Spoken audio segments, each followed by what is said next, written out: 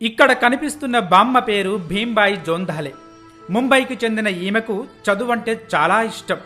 కానీ 6వ తరగతిలో ఉన్నప్పుడే పెళ్లబడంతో చదువు పక్కన పెట్టేసింది. భర్త తాగుబోతూ సంపాదించడం పక్కన పెట్టి ఉన్నదంతా అమ్మేసి తాగడానికే ఖర్చు పెట్టేవాడు. ఇక కుటుంబాన్ని పోషించడానికి భీంబాయి పొలం పనులకు వెళ్లేది.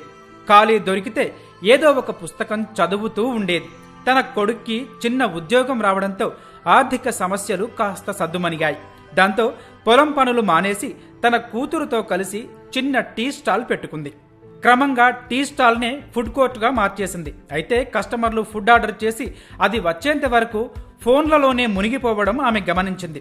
ఆ అలవాటులో కొంతవరకైనా మార్పు తీసుకురావాలనుకుంది.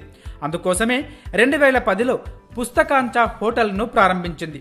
ఈ హోటల్లో రుచికరమైన వంటకాలే కాదు, ఆసక్తికరమైన పుస్తకాలు కూడా ఉంటాయి. ప్రతి టేబుల్పై మెనూతో పాటు కథల పుస్తకాలు, నవలలు, కవితల పుస్తకాలు ఉంటాయి. 25 పుస్తకాలతో ప్రారంభమైన ఈ హోటల్లో ఇప్పుడు 5,000కు పైగా పుస్తకాలున్నాయి.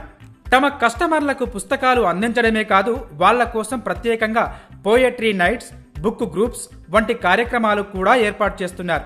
ఇందులో భాగంగా పుస్తక ప్రియులంతా ఒక్కచోట చేరి వాళ్ళ అభిప్రాయాల్ని, ఆలోచనల్ని పంచుకుంటారు. మహిళా దినోత్సవం, రిపబ్లిక్ డే లేదా పుట్టినరోజు, వివాహ వార్షికోత్సవం వంటి ప్రత్యేక సందర్భాల్లో ఆయా థీములతో కూడిన పుస్తకాల్ని ఆమె ఉచితంగా అందిస్తున్నారు.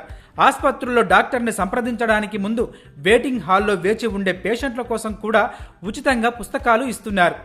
ఏదేమైనా హోటల్కి వచ్చే కస్టమర్లు పుస్తకాలు చదువుతూ సేదతీరడం చూస్తుంటే తన కష్టమంతా మర్చిపోయి సంతోషంగా అనిపిస్తుందంటున్నారు ఈ 74 ఏళ్ల బామ్మ.